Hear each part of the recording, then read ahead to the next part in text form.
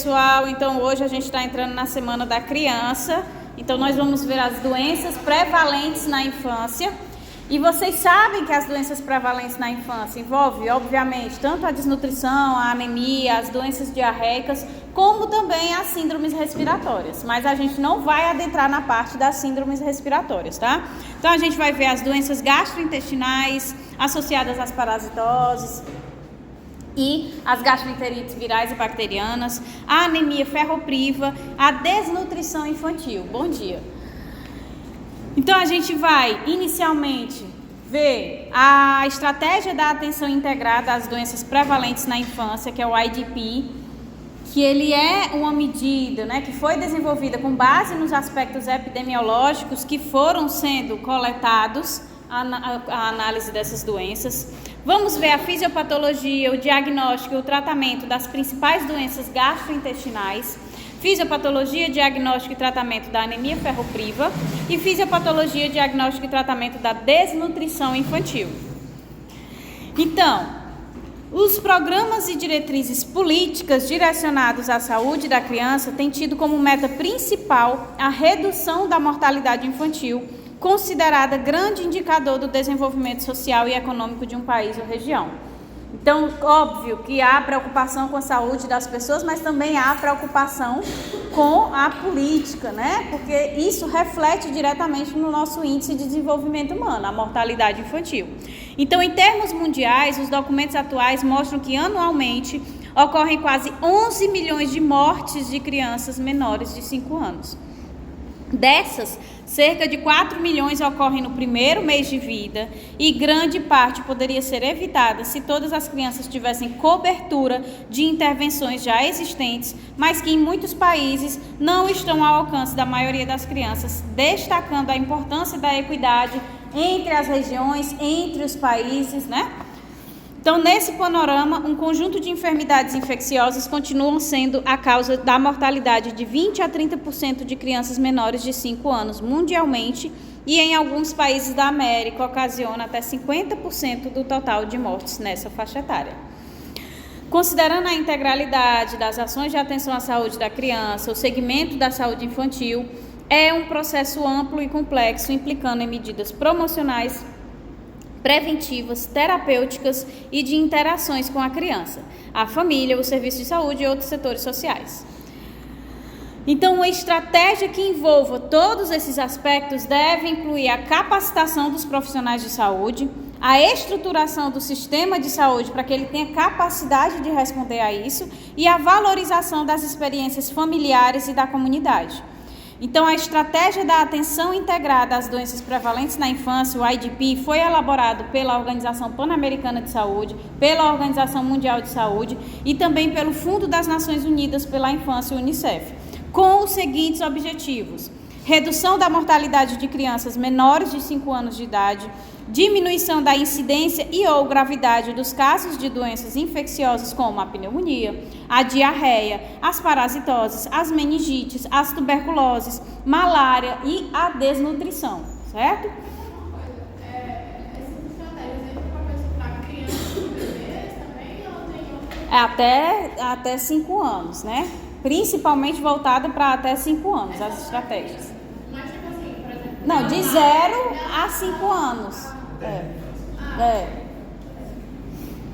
Então, a estratégia IDP considera de forma simultânea e integrada o conjunto de doenças de maior prevalência na infância, propondo a abordagem à saúde da criança com a sistematização do atendimento clínico e integração de ações curativas com medidas preventivas e de promoção à saúde. Então, tem por finalidade promover rápida e significativa redução da mortalidade infantil por meio da capacitação dos profissionais da área de saúde. Portanto, vai caber ao profissional de saúde acolher a criança e também o seu acompanhante, o familiar. Compreender a extensão do problema o qual ele está sendo afligido e propor métodos de fácil aplicação e comprovada eficácia. Ou seja, tem que se criar um canal de comunicação, não só entre a equipe multiprofissional, mas com a família da criança.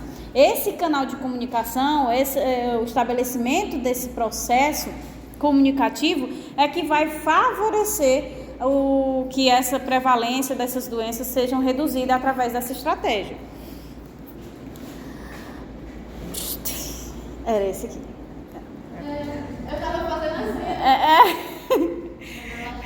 Então, nesse sentido, focar na atenção à saúde da criança é essencial para o desenvolvimento de um país, em que se destaca a importância não apenas dos cuidados diretos dos profissionais de saúde, mas também as ações de prevenção e principalmente de educação das famílias às quais essas crianças pertencem.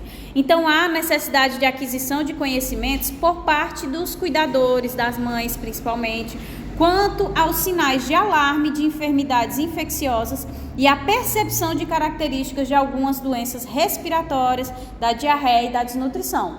Então, é óbvio que nesse processo de comunicação tem que haver um processo de educação, de mostrar para aquela família, para aquele cuidador, o que é que não deve ser feito para prevenir a ocorrência das doenças, né? Que é óbvio que o cuidado, o tratamento vai ser desenvolvido pelos profissionais de saúde, mas a gente também quer evitar que o problema surja. Então, conhecimentos e percepções inadequadas da família embasam condutas prejudiciais no cuidado domiciliar à criança doente. Como? Isso aqui foi de um estudo que eu tirei, fizeram um estudo com a família e eles acreditavam piamente que o quê? Diminuir a oferta de alimentos durante o curso da diarreia era uma medida eficaz.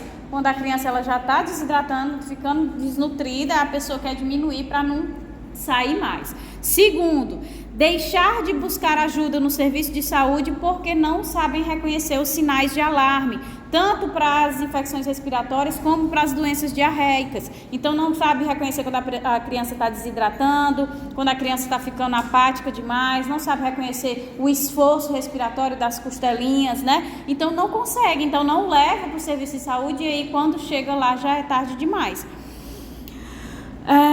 Desmamar a criança precocemente por achar que a amamentação leva à desnutrição. Muita gente ainda tem esse conhecimento de que dar de mamar por muito tempo vai levar a criança à desnutrição, que ele tem que começar a comer logo, que é para engordar e ficar forte. E é justamente o contrário, uma vez que a amamentação ela tem um efeito protetor, né? Assim, fica claro que o treinamento proposto pela estratégia IDP melhora a performance das equipes de saúde, uma vez que é um treinamento. Consequentemente, se essas equipes elas estão melhor qualificadas, elas vão aumentar o entendimento e as práticas dos cuidadores, especialmente na avaliação dos sinais de risco das crianças doentes. A gente tem uma mortalidade muito elevada associada, por quê? Por conta do não reconhecimento desses sinais de alarme, quando tem que de fato levar para a unidade de saúde. Então, as estratégias, né, elas devem estar voltadas principalmente para as principais causas da mortalidade da criança até os 5 anos, né, que esse IDP ele é voltado. É voltado para as crianças maiores? É voltado para as crianças maiores também, mas a maioria das estratégias são voltadas para crianças de 0 até 5 anos. E quais são as doenças mais prevalentes nessa faixa etária, né? As afecções perinatais, pneumonia e complicações da doença diarreica e da desnutrição.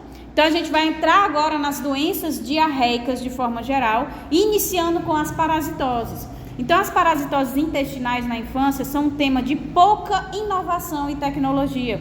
No entanto, a atenção a este é de extrema importância para a vida das crianças.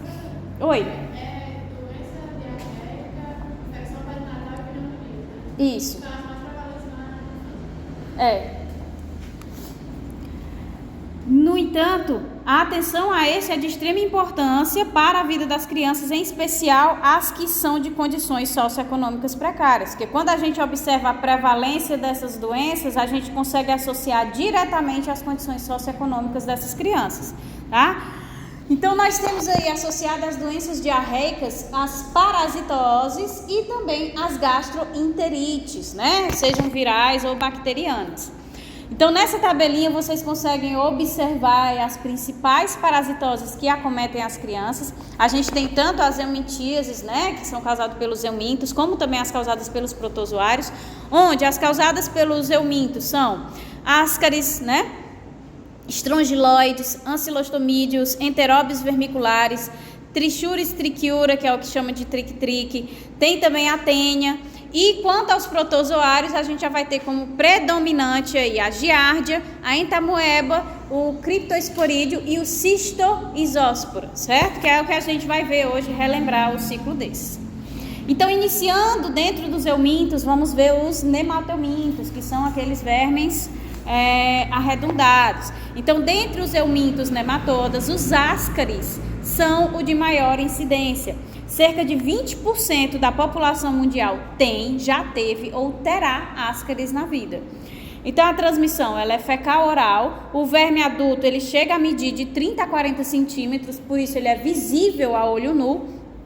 E o indivíduo é dito infectado quando ele possui aí de 4 a 10 ascaris e às vezes ele possui mais de 500 a 600 vermes dentro do intestino, que podem sobreviver de 6 a 7 anos dentro do indivíduo. Então, no início da infecção, ele pode ter aí até 10 lombrigas, né, que é o que a gente fala, pode ter 10 lombrigas, mas quando ele está com a infecção agravada, né, ele pode ter até aí 600 vermes dentro do intestino, que pode gerar obstrução, que é o que a gente vai ver. Então, ele tem a sua forma de ovo, que é esse ovinho, e tem a forma visível a olho nu, que é o que em alguns indivíduos com infestação mais grave, a gente consegue visualizar saindo nas fezes, etc. Então, o ciclo, né, que eu acredito que vocês viram lá com o doutorando, né? Inicialmente, ascaris adultos, eles vivem na luz do intestino delgado. Depois, a fêmea vai produzir cerca de 200 mil ovos por dia. Esses ovos, eles são excretados nas fezes. E eles podem ser ovos não fertilizados ou fertilizados. Então, eles são excretados. Os não fertilizados, eles não vão ser infecciosos. Mas, quando está lá no meio ambiente, os ovos eles podem se converter na forma fertilizada, se tornando o que a gente chama de ovos embrionários, que são a forma infecciosa. Os não fertilizados não são infecciosos e fertilizados são infecciosos. Que acontece aí em aproximadamente 18 dias depois que esse ovo foi liberado no meio ambiente. E isso vai acontecer como? Se esse ovo for colocado num ambiente que tem as condições ideais, que são principalmente condições climáticas quentes e secas, que são as condições predominantes da nossa região. Por isso que a incidência é muito maior nas regiões norte e nordeste. Depois disso, os ovos embrionados, que são os infecciosos, vão ser deglutidos, né, por contato fecal-oral, seja por alimentos, água contaminada. No intestino, quando eles chegam lá no intestino delgado, eles vão eclodir nas larvas. Essas larvas vão penetrar a parede do intestino delgado e vão migrar para a circulação porta até o fígado. A seguir, vai para a circulação sistêmica até os pulmões, onde eles amadurecem, que vai levar aí cerca de 10 a 14 dias para esse amadurecimento acontecer. Essas larvas, elas acabam penetrando as paredes alveolares, ascendem a árvore brônquica até a garganta e são deglutidas. É por isso que as crianças que têm, né, ascaris, elas têm como característica que é quando está voltando o ascaris, aí ela engole. Aí está voltando o ascaris, aí ela engole. Porque ele finaliza o ciclo pulmonar. Então é importante que vocês reconheçam que o ascaris ele faz um ciclo pulmonar para chegar na fase adulta. Depois, quando é deglutido, eles retornam ao intestino delgado, onde se transformam em vermes adultos, né? Então, aqui, houve a ingestão do ovo embrionado, ou seja, fertilizado. Esse ovo, quando chega lá no intestino, ele vai eclodir nas larvas. Essas larvas vão para o fígado, do fígado vai para o pulmão, no pulmão completa o ciclo, aí ele vai invadindo os alvéolos, os brônquios, até subir, aí a criança deglute, a criança ou o adulto, né, obviamente, deglute, aí quando chega de volta no intestino, eles se tornam adultos e vão crescendo, aderidos aí ao intestino delgado.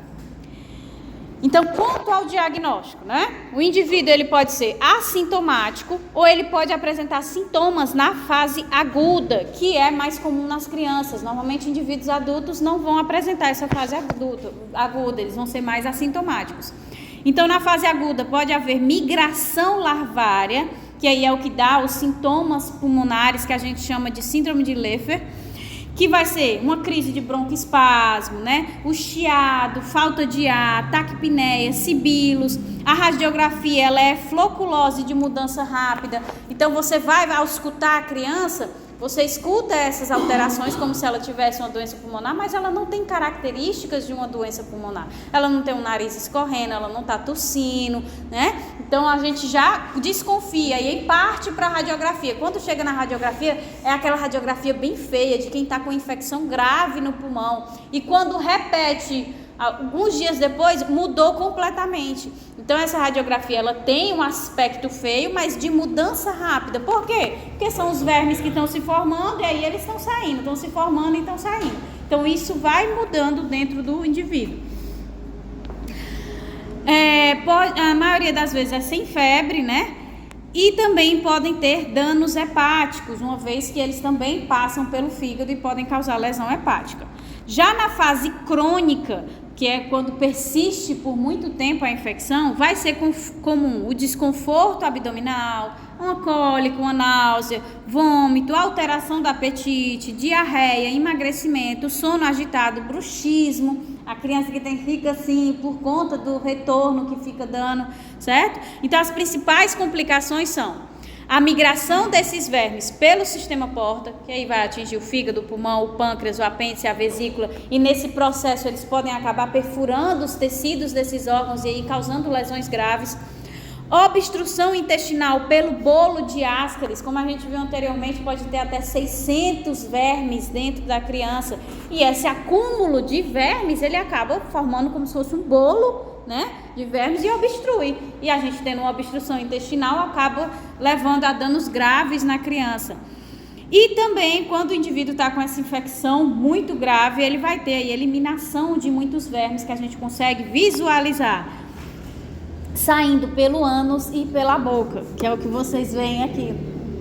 Sobre essa parte que você está falando, né, dessa tosse que ninguém descobre, eu tenho uma vez que eu estava acompanhando o outro lá pediatria, e chegou uma criança tossindo, sem sinal de nada, e nessa investigação, atrás, e ela tem um irmão. Só que aí o irmão, depois de muito tempo, que eles descobriram que o irmão estava fazendo uma venazão, ou seja, né?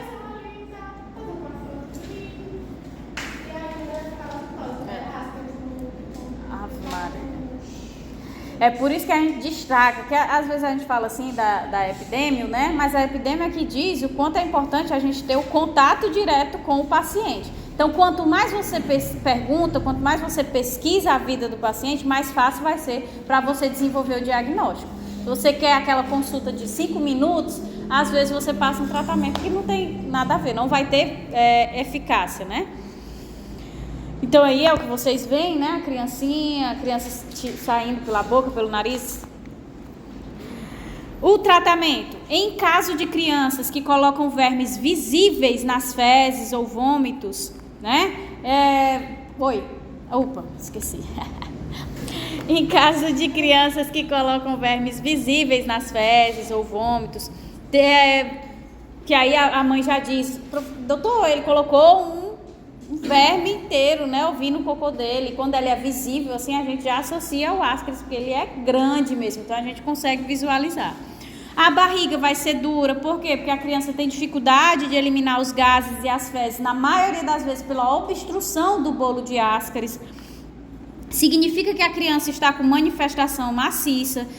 Se tiver soltando vermes nas fezes, se tiver com a barriga muito dura, então a gente já consegue associar uma infecção maciça. Se está com infecção maciça, além da medicação, a gente precisa dar o óleo mineral para essa criança, azeite, óleo de cozinha mesmo, a gente tem que dar. Por quê? Tem que dar antes de administrar o medicamento, porque os bolos de vermes, eles podem morrer com o uso do medicamento, e aí quando eles morrem, dificulta pela formação do bolo, tanto a degradação, né, a eliminação dele, como principalmente eles mortos, eles começam a liberar antígenos, né? E aí imagine um bolo de organismos mortos liberando uma quantidade exorbitante de antígenos dentro do organismo, a resposta inflamatória que vai vir para esses antígenos. Então a gente tem que facilitar a eliminação desse bolo de Ascaris, que é o papel do óleo antes da medicação. nessa situação, né, em que a criança está infestada, está com infecção muito grave, se não der o óleo de cozinha, o azeite antes da medicação, pode muitas vezes evoluir para óbito. Quando a gente encontra uma evolução para óbito com ascaris, na maioria das vezes é por essa situação. A criança até chegou a ser medicada, tratada, mas a falta da eliminação desse bolo morto causa prejuízo na criança. Em geral, pode ser utilizados albendazol, mebendazol, ivermectina, levamisole, piperazina, quando a gente tem os estados mais graves. Agora a gente vai ver outro nematominto, que é o Ancylostoma duodenale, ou que é mais prevalente aqui no Brasil, o Necator americanus, que eles são semelhantes. Então, no Brasil é mais comum o Necator americanus, que são vermes cilíndricos que habitam o intestino delgado, especificamente ali, principalmente o duodeno, e vão medir cerca de 0,8 a 1,3 centímetros. Eles são bem fininhos. Eles também podem ser eliminados nas fezes. Então, quando a mãe diz, eu vi como se fossem uns fiozinhos de cabelo, que ele é bem mais fininho, bem mais pequenininho. Então, também pode ser um sinal de alerta no desenvolvimento do diagnóstico. Eles acarretam em perda de sangue devido à presença de ventosas que grudam no duodeno. Então, se ele tem essas ventosas que grudam, ele vai rasgar o tecido, né? Rasgando o tecido, ele vai aí gerar perda de sangue e está diretamente associado com a presença da anemia na criança. Destaque para o ancilostoma, que não é muito frequente no Brasil, mas ele causa uma anemia 10 vezes mais intensa do que o necato, certo? Que ele vai causar lesões no duodeno muito mais graves. É aquela doença que a gente associa ao jeca tatu, né, do amarelão, que ele está sempre apático, está sempre com preguiça, mas não é porque ele não quer fazer nada, é porque ele está com anemia grave, certo? Oi? As duas, mas a anemia ela é mais intensa no ancilóstoma, chega a ser 10 vezes mais perda de sangue pelo ancilóstoma. O quê? Porque ela tem mais dentes, né? Rasga mais lugares. Sim. Então, as fêmeas, elas eliminam cerca de 20 a 30 mil ovos por dia, certo? Então, como é o ciclo do necato, né? Os ovos vão ser eliminados nas fezes do paciente infectado e essas larvas que estão contidas dentro do ovo, elas vão eclodir em 1 a 2 dias, se tiverem as condições ideais, solo quente e solo úmido, certo? Depois disso, os ovos vão liberar as larvas rabiditiformes, certo? Só voltando, as larvas vão se desenvolver dentro dos ovos, né? Inicialmente, nas condições ideais. Depois, essas larvas que se desenvolveram dentro dos ovos, elas vão eclodir em larvas rabiditiformes que vão crescer ali no ambiente mesmo. De 5 a 10 dias, as larvas se tornam infecciosas após a eclosão dos ovos. Quando entram em contato com o hospedeiro humano, elas penetram na pele e são levadas pelos vasos sanguíneos até o coração e depois o pulmão. Penetram alvéolos, a árvore brônquica, sobem a faringe e são deglutidas, mais uma vez o pigarro. Então o necator também tem ciclo pulmonar, assim como o ascaris, certo? As larvas alcançam o intestino delgado depois que são deglutidas, onde se transformam em larvas adultas, principalmente na luz do duodeno. Quando se ligam também à parede intestinal, elas vão se alimentar aí de sangue, causando a anemia, e vão produzir os ovos, as fêmeas, naquela quantidade exorbitante que vai ser eliminado com as fezes, ok? Então é o que a gente vê aqui, a larva ela penetra pelo pé, a diferença vai ser essa, né, do ascaris para o necator, que a larva vai penetrar pelo pé do indivíduo e não ele vai engolir o ovo. Então ela se desenvolve do lado de fora, no ambiente, enquanto o término da eclosão das larvas no ascaris acontece dentro do indivíduo. Então o indivíduo ele pode apresentar ovos e larvas nas fezes. Na fase aguda, pode apresentar sintomas cutâneos, a criança com coceira e vermelhidão no local da penetração, a maioria das vezes é no pé, então é aquela criança que fica com uma coceira intensa no pé, logo após a penetração das larvas pela pele. E também vai apresentar a síndrome de Leffler. Por quê? Porque ele tem ciclo pulmonar da mesma forma, certo? Então, na fase crônica, observa-se cefaleia, irritabilidade, mal-estar, prostração, emagrecimento, dor abdominal, náuseas, flatulência, diarreia, anorexia, perversão do apetite. Por que a perversão do apetite? Porque ele não está com anemia, ele não está perdendo sangue constantemente. Então, a anemia faz com que os indivíduos muitas vezes desenvolvam essas alterações neurológicas da perversão do apetite. Para quê? Para buscar esses nutrientes que estão faltando. Então, vai ter a anemia ferropriva, principalmente, ou seja, vai ter uma baixa da quantidade de hemoglobina quando a gente faz o hemograma nessa criança. Vai ter a característica de uma hemoglobina microcítica, certo? Através da visualização do VCM baixo, né, que é o volume corpuscular médio da hemoglobina baixo. Vai ter também um HCM baixo, que é a hemoglobina corpuscular média, que vai ser quando ele tem uma coloração muito fraca. Por quê? Porque se ele não está tendo o ferro, né, o nutriente, eu não vou ter a formação da hemoglobina, a hemoglobina que é responsável pela coloração vermelha das hemácias. Então, a partir do momento que cai esse nutriente, a gente vai ter a consequência lá nas hemácias.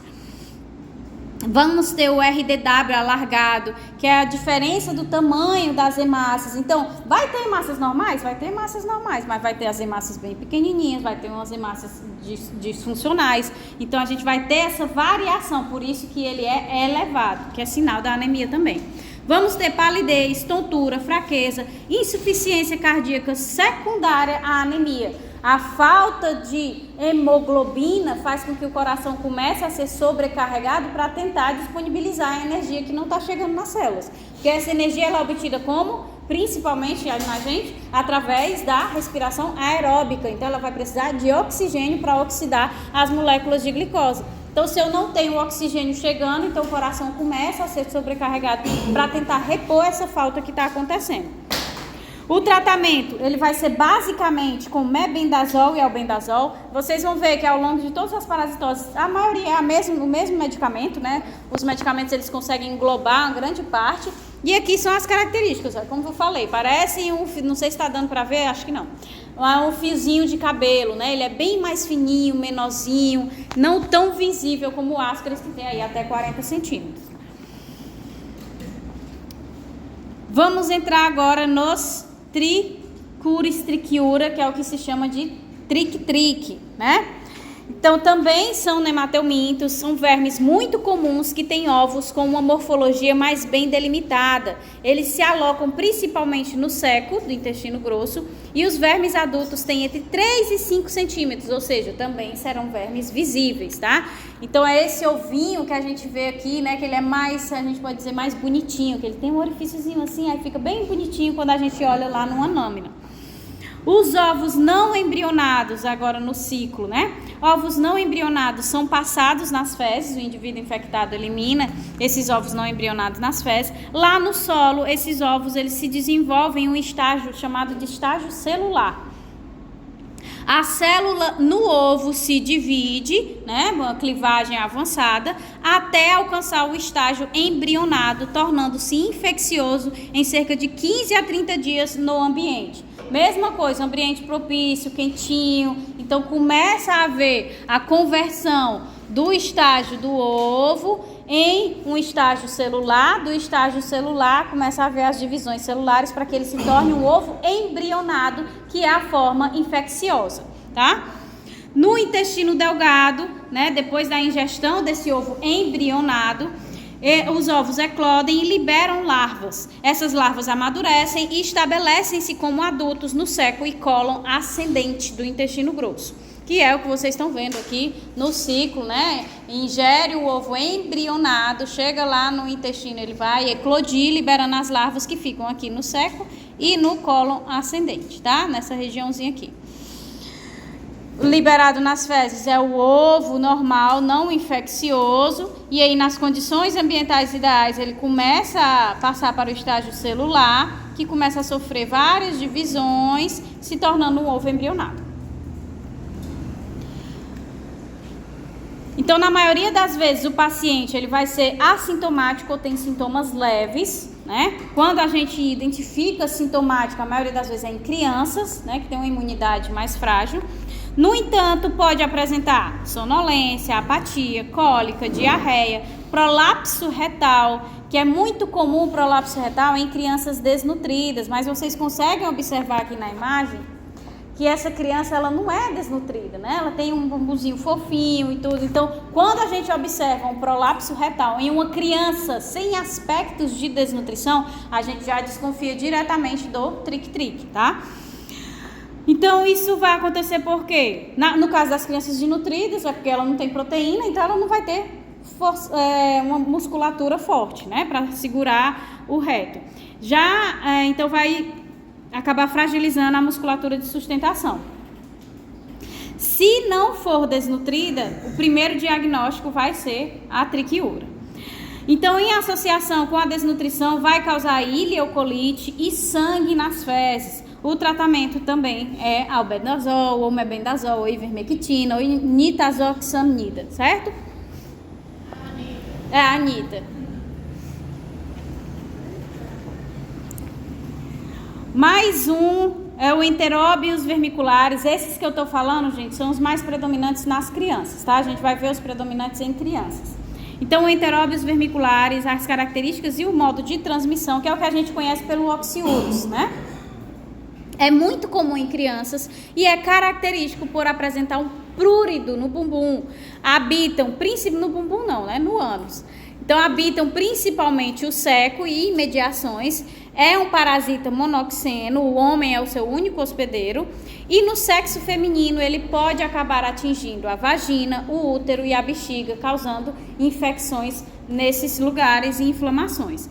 E a gente tem 4 formas de transmissão do oxiurus.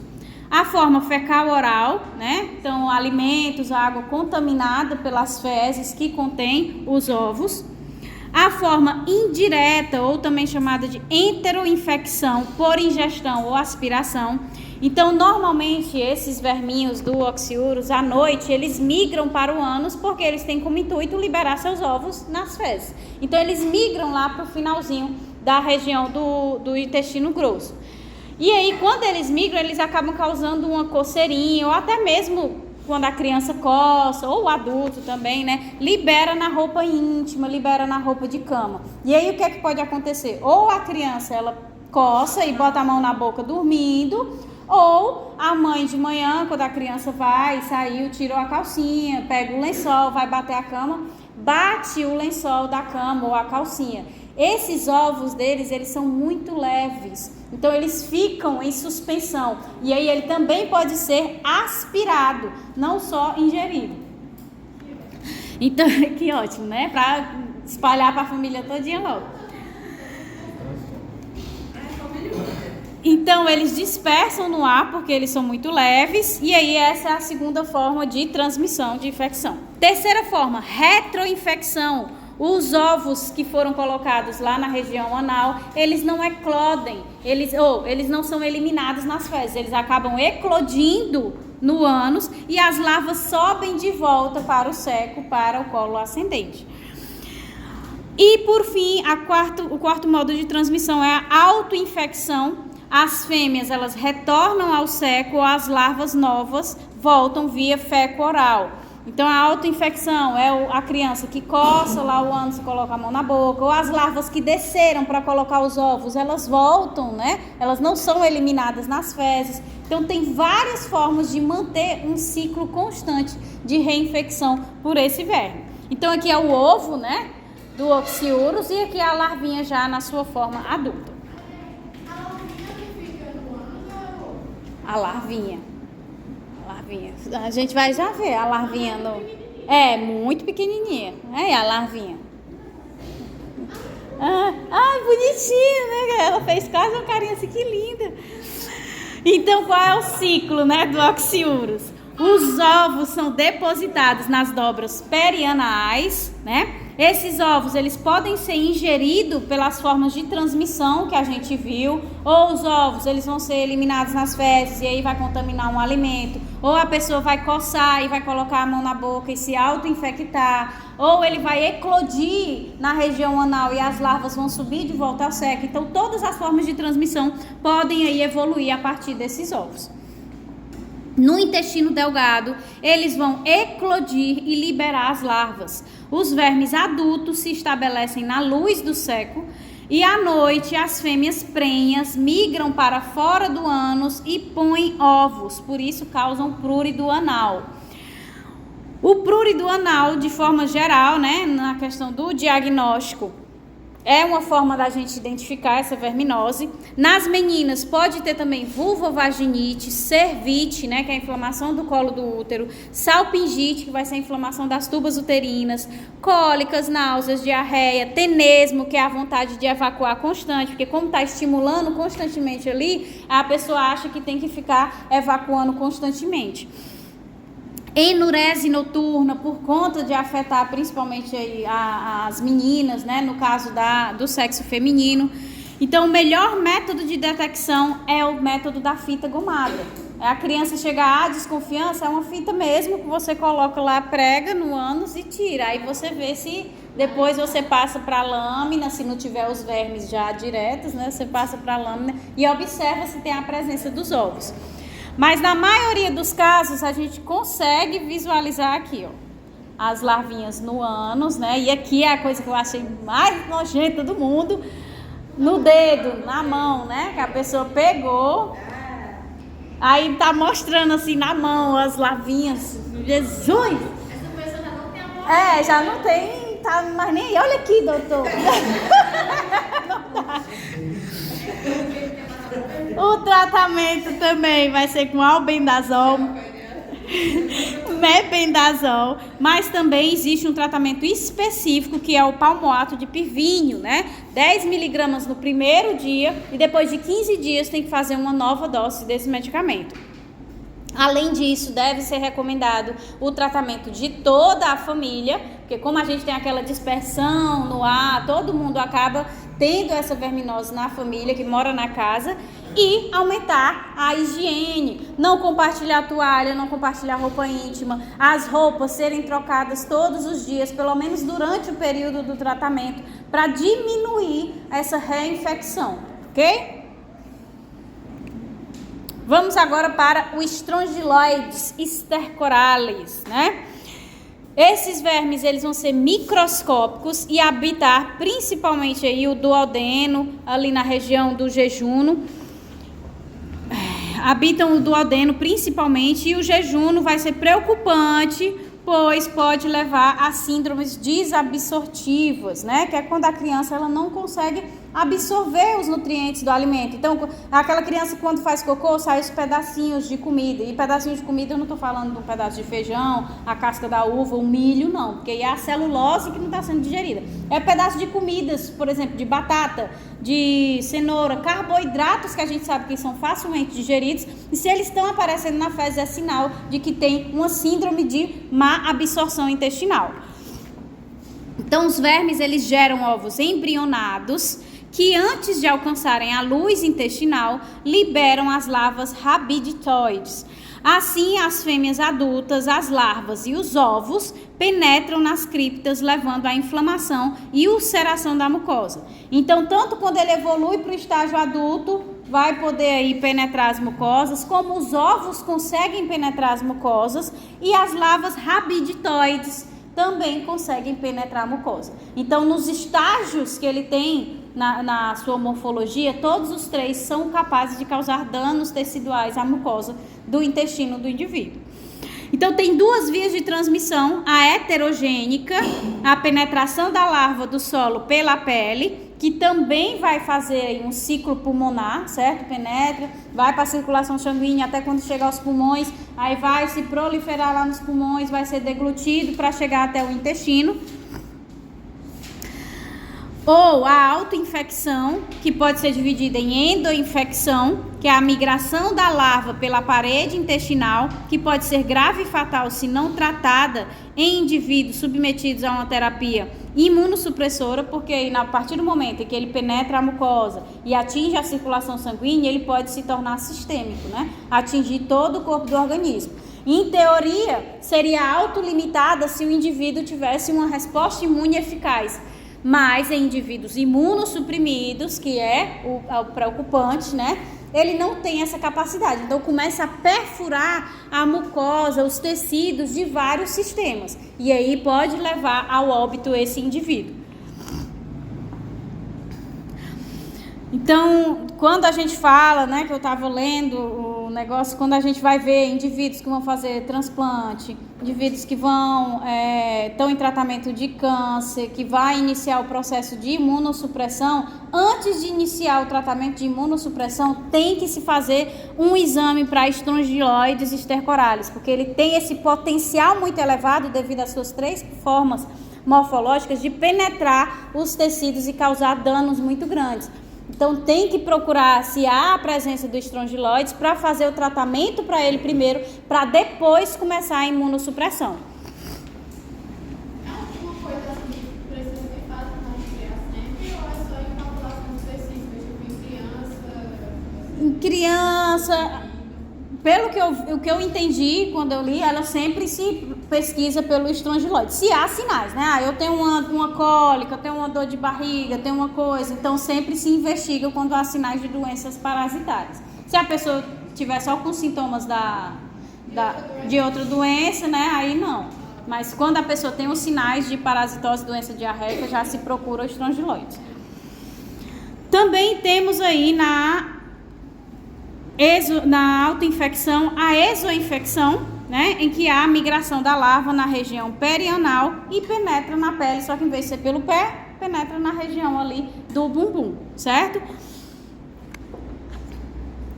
Então, como é que funciona o ciclo do estrongiloides, né? As larvas rabiditiformes são excretadas nas fezes e no solo, obviamente. As larvas rabiditiformes podem tornar-se adultos de vida livre ou tornar-se larvas filariformes infecciosas que penetram a pele humana. Então, ele tanto pode ser um parasita, um protozoário de vida livre, como ele pode ser um protozoário parasita, certo? Se ele crescer na forma rabiditiforme, ele fica na vida livre. Se ele evoluir para a forma filariforme, é que ele consegue se tornar infeccioso para penetrar a pele do indivíduo suscetível. Os vermes adultos se acasalam e as fêmeas produzem os ovos. As larvas rabiditiformes eclodem desses ovos e essas larvas podem se transformar em adultos de vida livre. Mais uma vez, né?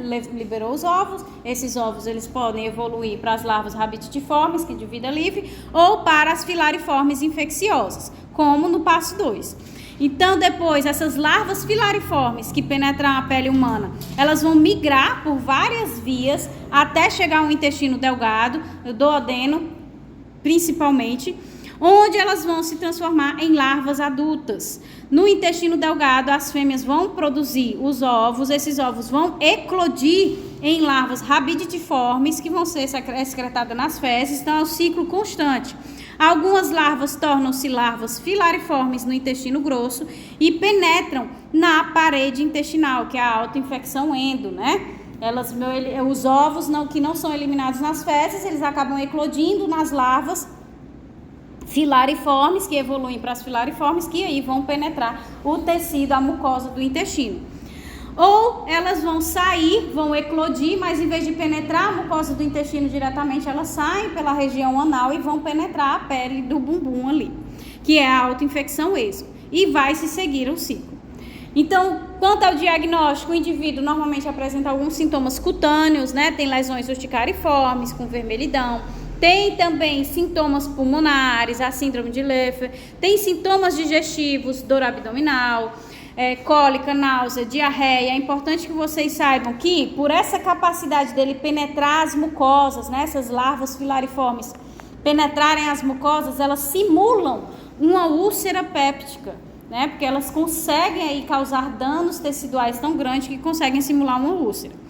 E os sintomas gerais, né, irritabilidade, inapetência, astenia, urticária, edema, angioneurótico.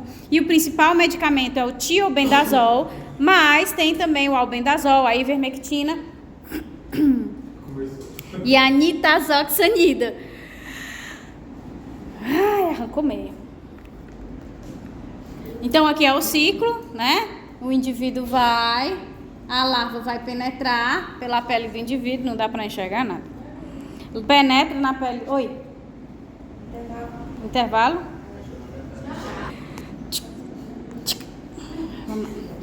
Então, as larvas, elas podem penetrar a pele do indivíduo e aí quando penetra a pele, atinge a corrente sanguínea e pode se direcionar a todos os ovos, pode fazer um ciclo pulmonar. Quando chega no intestino, ela vai, aí a fêmea vai produzir os ovos, esses ovos vão ser direcionados para serem eliminados nas fezes, ou eles vão eclodir em larvas filariformes, que são as formas infecciosas que podem penetrar as mucosas, né?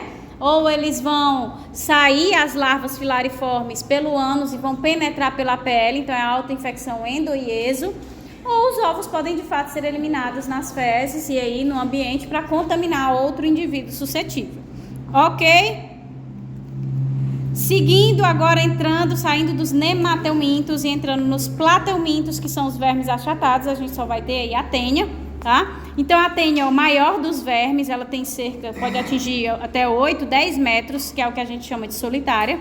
A classificação varia conforme o hospedeiro intermediário. A gente tem a Taenia saginata, que é o boi, é o hospedeiro intermediário, e temos a Taenia solium, que o porco é o hospedeiro intermediário, e nesses hospedeiros intermediários ela realiza a sua reprodução assexuada, enquanto o homem vai ser o hospedeiro definitivo e é nele que ela realiza a sua reprodução sexuada. Então é um parasita heteroxeno, porque ele precisa de 2 hospedeiros para completar o seu ciclo. Algumas vezes o homem pode ser o hospedeiro intermediário da Taenia solium, que dá origem a outra doença chamada de neurocisticercose, em vez da teníase, que é quando ele é o hospedeiro definitivo. A tênia, ela habita o intestino delgado e pode viver em média de 10 a 15 anos. É o único local onde ela poderia habitar, né? Pelo comprimento do intestino delgado, que aí ela é tão extensa que ela acaba ficando nessa região. Ela pode viver aí por 10 a 15 anos e tem alguns aspectos morfológicos distintos entre a saginata e entre a solium, né? Então vocês veem aí que a solium, ela tem como se fosse uns dentinhos aqui, que é o escólex dela, que é onde ela se adere ao intestino. E as ventosas dela, elas ficam mais lateralizadas. Enquanto a saginata, a gente não observa esses dentes tão proeminentes e as ventosas, elas ficam como se fossem mais superficial, tá? Então essa é a principal diferença entre eles. Quando a gente fala que o homem é o hospedeiro definitivo, porque ela realiza a reprodução sexuada nele, é porque as tênias, elas formam como se fossem óvulos, que é o que a gente chama de proglotes. E dentro dessas proglotes, elas são hermafroditas. Então elas vão gerar tanto os gametas masculinos como os gametas femininos. E aí esses gametas, eles vão se fundir, formando um ovo, e aí nas fezes são eliminadas essas proglotes ou os ovos para que outra pessoa suscetível seja contaminada. Então aqui é o aspecto da microscopia eletrônica, né, da saginata e aqui da solium. É grande. É feio demais, né? Aqui é a solium, que tem como se fosse esses dentinhos e as ventosas mais lateralizadas, e aqui é a saginata, que são as ventosas mais superficiais, mais em cima. E aqui é o tamanho de um, ó, que foi tirada de alguém.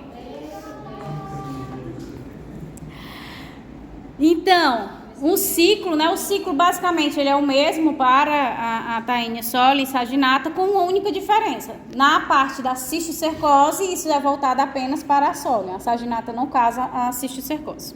Então, os humanos desenvolvem a infecção intestinal com tênias adultas após a ingestão de carne de porco ou de boi contaminada, ou cisticercose após a ingestão direta dos ovos. Ou seja, se ele ingerir diretamente os ovos, ele deixa de ser o hospedeiro definitivo e passa a ser o hospedeiro intermediário, né? O intermediário é o porco e o boi normalmente. Se ele ingere os ovos diretamente, ele passa a ser um hospedeiro intermediário também. Então, a cisticercose está associada quando o homem é o hospedeiro intermediário da tênia. Então, vamos lá. Os seres humanos ingerem a carne de porco crua ou má cozida, contendo cisticercos, né? Ou carne de porco ou carne de boi. Por quê? Porque um indivíduo infectado eliminou a proglote, o ovo lá, com o embrião. Aí o porco e o boi se alimentaram. Esse cisticerco, ele vai migrar para a musculatura do boi ou do porco. Então, por isso que ele fica localizado na carne, né? Porque é o músculo que a gente vai ingerir. Então, essa carne mal cozida vai conter esses cisticercos, que são as larvas da teníase. Então, após a ingestão, os cisticercos ligam-se ao intestino delgado pelo seu escólex, que verte do ovo somente no intestino. Então, tem o ovo lá, o cisticerco, que foi assimilado por esses animais. Quando chega nas condições do intestino delgado, esse escólex, que é aquela ventosa lá que a gente viu, ele sai para fora do ovo para conseguir aderir essa tênia ao intestino, esse ovo ao intestino do animal. E aí lá eles se tornam tênias adultas em cerca de 2 meses dentro do ser humano, tá? Então, um indivíduo com teníase, né, ele tem a tênia no intestino, produzindo os ovos embrionados, como eu mostrei para vocês na figura anterior. A reprodução é sexuada porque ele é hermafrodita, então lá nas proglotes vai ter o gameta feminino e o gameta masculino que se fundem para formar o ovo embrionado dentro dessas proglotes. E aí esses ovos embrionados, eles vão ser eliminados, ou as próprias proglotes contendo os ovos vão migrar para o ânus e também vão ser eliminadas nas fezes. E aí o animal pode vir a se alimentar.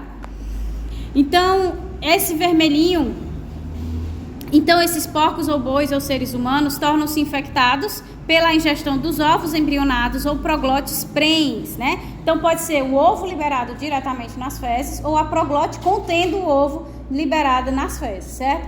Então vai vir ou porco, ou boi, ou ser humano para se alimentar dessa proglote ou desse ovo em alimentos contaminados, né? Falta de higiene, certo? Contaminação fecal oral. E aí ingere o ovo o ser humano. Quando o ser humano ele vai ingerir essas proglotes prens, no intestino esses ovos vão eclodir e liberar estruturas chamadas de oncosferas. O quê? Oncosferas. Essas oncosferas vão penetrar a parede intestinal através de espinhos, certo?